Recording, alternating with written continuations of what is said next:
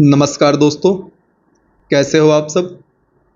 इस वीडियो में हम चर्चा करेंगे परीक्षा धाम पब्लिकेशन की पुस्तक से राष्ट्रीय मानवाधिकार आयोग एवं राज्य मानवाधिकार आयोग से संबंधित वस्तुनिष्ठ प्रश्नों की, जो आपके लिए एमपीपीएससी प्रीलिम्स एग्ज़ाम की यूनिट 10 में सहायक सिद्ध होने के साथ साथ उन तमाम एग्ज़ाम्स में लाभकारी होंगे जिनमें भी राष्ट्रीय या राज्य मानवाधिकार आयोग से संबंधित प्रश्नों को पूछा जाता है। दोस्तों, प्रश्न शुरू करने से पहले मैं आपसे कहना चाहूँगा, यदि आपको हमारे द्वारा बनाए जाने वाले वीडियोस से आपके एग्ज़ाम की तैयारी में किसी भी प्रकार का लाभ होता है तो आप अधिक से अधिक और विद्यार्थियों तक भी हमारे वीडियो को शेयर करें ताकि वे भी आपकी ही तरह हमारे वीडियोस का लाभ ले पाएँ।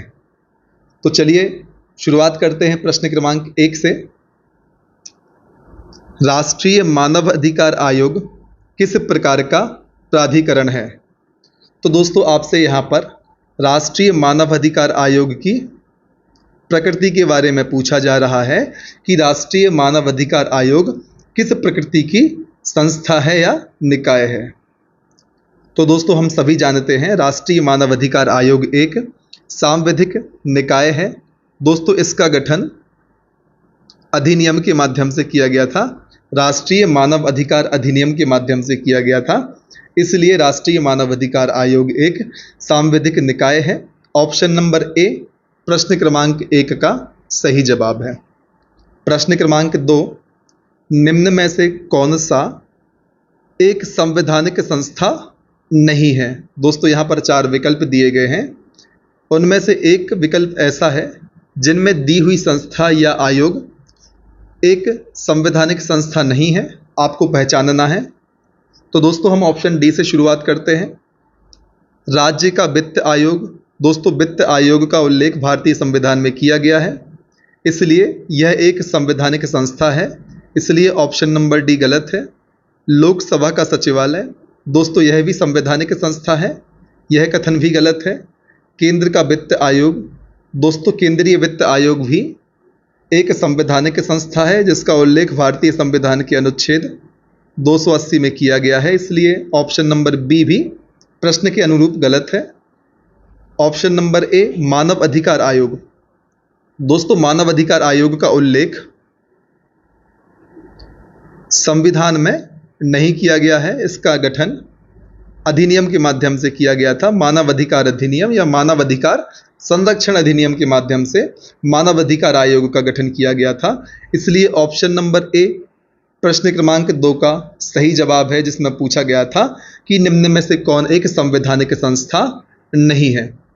प्रश्न क्रमांक 3, निम्न में से कौन सा वक्तव्य सही है? यहाँ पर आपके लिए 3 कथन दिए हुए हैं, आपको पहचानना है 3 कथन में से कितने कथन सही हैं। दोस्तों, इसका गठन मानव अधिकार संरक्षण अधिनियम 1993 से किया गया।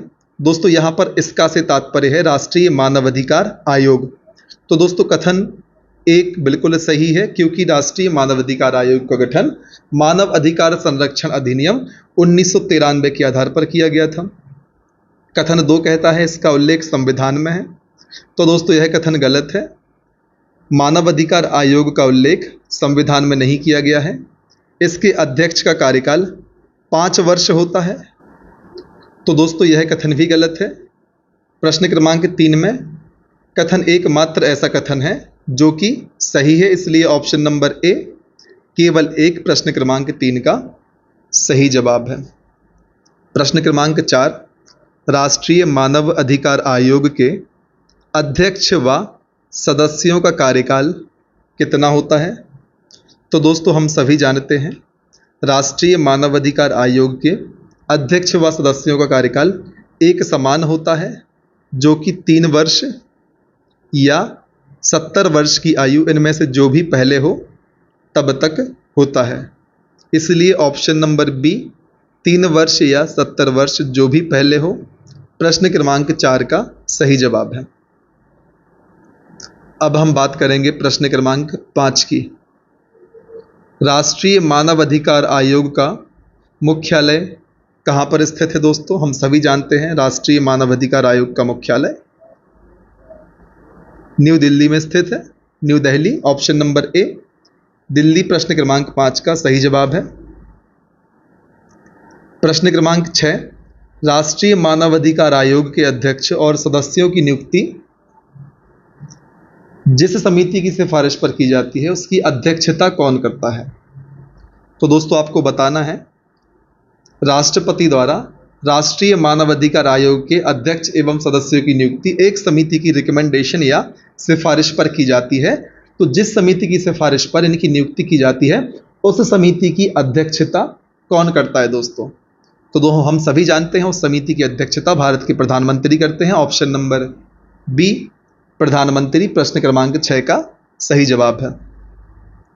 प्रश्न क्रमांक 7, राष्ट्रीय मानव अधिकार आयोग के बारे में कौन सा कथन सही है दोस्तों? यहाँ पर 4 कथन दिए हुए हैं, इन 4 में से 3 कथन गलत हैं।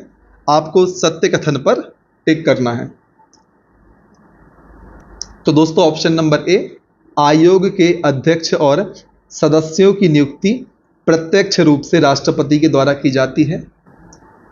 तो दोस्तों यह कथन गलत है, क्योंकि इनकी नियुक्ति राष्ट्रपति के द्वारा तो की जाती है किंतु प्रत्यक्ष रूप से राष्ट्रपति के द्वारा नहीं की जाती।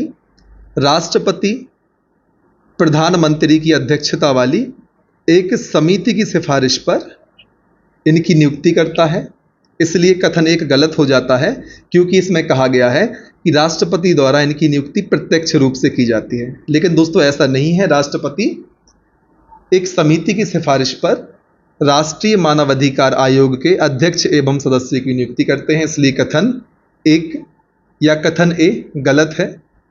कथन बी, मानव अधिकार उल्लंघन की स्थिति में सजा देने का अधिकार नहीं। दोस्तों जहां तक मुझे जानकारी है, राष्ट्रीय मानव अधिकार आयोग को मानव अधिकार उल्लंघन की स्थिति में सजा देने का अधिकार नहीं है।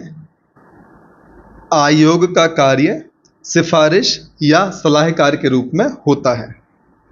ऑप्शन सी, इसके सदस्यों का कार्यकाल 5 वर्ष होता है। दोस्तों यह कथन गलत है, क्योंकि इनका कार्यकाल 3 वर्ष या 70 वर्ष की आयु इनमें से जो भी पहले हो तब तक होता है। ऑप्शन डी, आयोग की स्थापना 1993 में की गई थी। तो दोस्तों यह कथन भी सही है।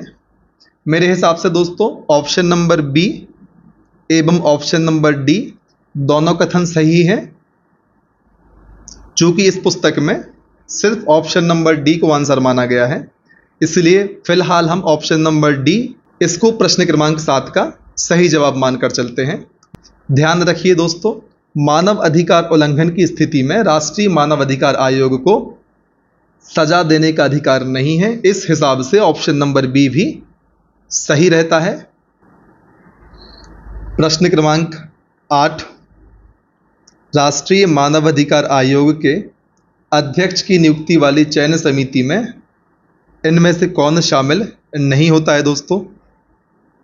तो हम सभी जानते हैं राज्यसभा के सभापति राष्ट्रीय मानवाधिकार आयोग के अध्यक्ष की नियुक्ति वाली चयन समिति में शामिल नहीं होते। ऑप्शन नंबर सी प्रश्न क्रमांक 8 का सही जवाब है। तो दोस्तों इस वीडियो में इतना ही।